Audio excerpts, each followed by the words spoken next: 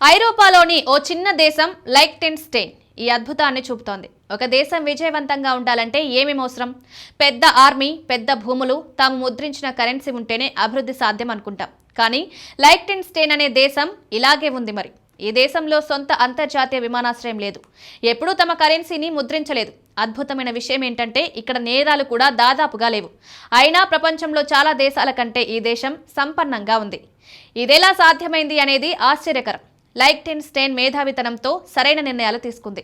Switzerland పక్కన ఉన్న ఈ చిన్న దేశం తన పెద్ద పొరుగు దేశాన్ని ఆదర్శంగా తీసుకుంది. స్విట్జర్లాండ్లో వాడే స్విస్ ఫ్రాంక్ అనే కరెన్సీని తమ దేశంలో కూడా అనుసరించింది. దీనివల్ల వారు తమ సెంట్రల్ బ్యాంక్ పెట్టాల్సిన అవసరం లేకుండా నిలకడగల కరెన్సీ లాభాన్ని పొందారు. విమానాశ్రయం నిర్మించకపోవడం వల్ల వేల కోట్ల ఖర్చు మిగిలిపోయింది.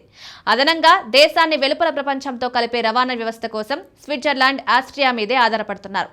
ఈ దేశం పరిశ్రమల్లో పటిష్టంగా ఉంది. చిన్న సైజున్న ఇది ప్రపంచ స్థాయిలో పరిశుద్ధతతో కూడిన ఇంజనీరింగ్ వస్తువులు తయారు చేసే నాయకుడిగా నిలిచింది. డెంటిస్టులు వాడే సూక్ష్మ డ్రిల్లులు, కార్లలో వాడే ఖచ్చితమైన భాగాలు, అంతరిక్ష టెక్నాలజీకి అవసరమైన భాగాలు ఇవన్నీ ఇక్కడ తయారవుతాయి. హిల్టీ అనే నిర్మాణ పరికరాల సంస్థ వంటి అంతర్జాతీయ కంపెనీలు ఇక్కడే స్థాపించబడ్డాయి. ఇవి వేలాది ఉద్యోగాలు కల్పిస్తున్నాయి. దేశ జనాభా కంటే కంపెనీలు ఎక్కువగా ఉన్నాయి. ప్రపంచంలోనే అత్యధిక ఆదాయం ఉన్న దేశాల్లో ఇది ఒకటి.